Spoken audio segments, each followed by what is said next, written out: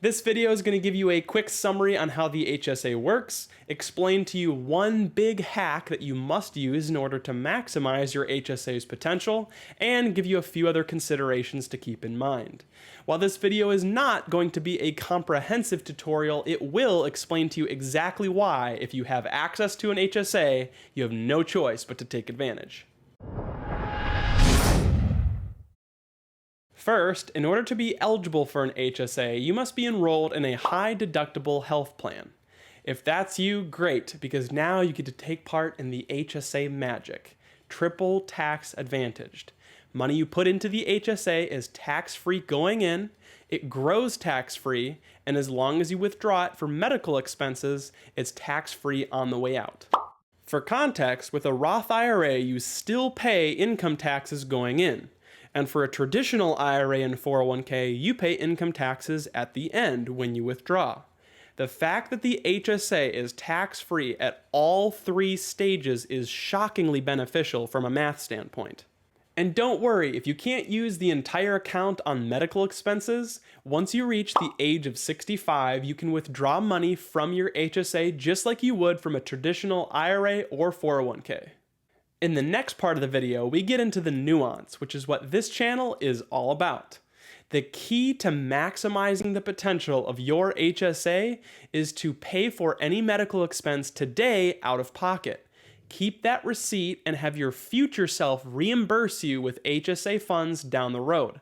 By doing it this way, you're able to keep your money in your HSA and continue to compound with its triple tax advantage structure. To give you a better idea of what this looks like in practice, let me use an example. Let's say today I encounter medical expense A, B, and C. Each one costs $500 a piece. So today I pull out my Citi Double Cash credit card, which by the way gives me 2% cash back and I never pay interest on it because I always pay on time and in full, which you should always do with a credit card. Anyway, I swipe that card and I get my receipts. I take a picture of each of the three receipts and upload them to two places just for additional safety. One of them I upload to the website of my HSA, and the other one I'm going to upload to my Google Drive folder. Then, 10, 20, or 30 years in the future, it doesn't matter, it could be even longer, what I'm going to do is I'm going to log on to my HSA's website, I'm going to expense that original purchase that I made, and I'm going to upload that receipt, explain what the purchase is, and then I'm going to get $500 3 times for each of those 3 expenses deposited into my bank account. By doing it this way, we're allowing our money in the HSA to grow and compound triple tax advantaged. This is key to maximizing the potential of your HSA. Finally, let's get into some HSA considerations. Some good, some bad. First, when you get started with your HSA, you'll notice that there's 2 buckets within your HSA. The first is the cash component and the second is the investment component. Most HSAs require you to have like $1,000 or $2,000 in the cash portion of your HSA, and this money can't be swept over into the investment account. Any money deposited above that amount, however, can be swept over automatically into your investment bucket.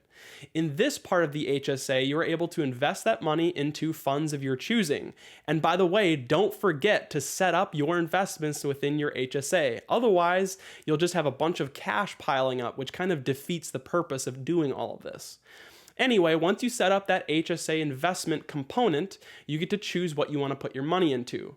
For me, I put 100% of the money in my HSA into a S&P 500 index fund, which is offered, fortunately, by my HSA. This fund is going to provide me probably the best returns of any fund in there, and it has the lowest expenses, 0.04% expense ratio. My HSA does not allow me to invest in individual stocks, but I'm told by a friend of mine that his HSA provider does allow him to do this. So, if that's of interest to you, you may want to figure out if your provider allows this. Finally, and unfortunately, we have fees, and some HSAs can be pretty ugly with the fees that they charge, though I do think this has gotten a lot better with time. monthly maintenance fees, statement fees, transaction fees, investment expense ratios. There are so many different fees, and sometimes it's really complicated to really determine how much you're paying in total. But I encourage you to take 5 minutes, read some of the fine print on the fee structure, and see if there's anything you can do to reduce the total fees that you're having to pay. The easiest thing to do is just pick an index fund that charges fewer fees. Sometimes you can get them very close to zero. If your total fees that you pay throughout the year is less than, say, about 0.5% of the total account value, I'd say you're doing pretty well and it's not going to hurt you in a huge way in long term. If, however, it's over 1% of the account value throughout the year, that's when it starts to get pretty painful. I'm not saying this should prevent you from using an HSA, but you're going to want to keep it in mind. That's all I've got on HSAs today. Thank you so much for watching. If you've got any questions, please leave a comment down below and I'd be happy to answer any questions that I can. And let's finish this video with a portfolio review. Today's portfolio review is going to be a quick one. The primary point I want to make today is that when you have a concentrated portfolio like I do, you're going to have to be able to stomach significant volatility. Just over a week or two ago, I was at $71,800, and today I'm right around $60,800. That's almost an $11,000 loss in just a couple weeks. The main reason for this is because Tattooed Chef and Corsair Gaming have gone down between 10 and 20% after their earnings. They didn't have fantastic earnings by any means, but I think their stock prices were unfairly punished after earnings. So I'm going to take advantage of this by buying additional shares, and I'm kind of excited at that opportunity. Nevertheless, I do wish that these companies reported phenomenal earnings. I never wish bad earnings on companies that I hold, but like I said, they weren't that bad, and I'm going to be able to bring down my cost basis on both of these positions. That's really the main thing I wanted to show you guys today. Not only is Phil Thompson Investing about nuanced investing made simple, I'm also all about transparency, and I'm not just going to show you my portfolio when it's up. I'm going to show you when it's up, down, sideways, you name it, you're going to be seeing it on this channel.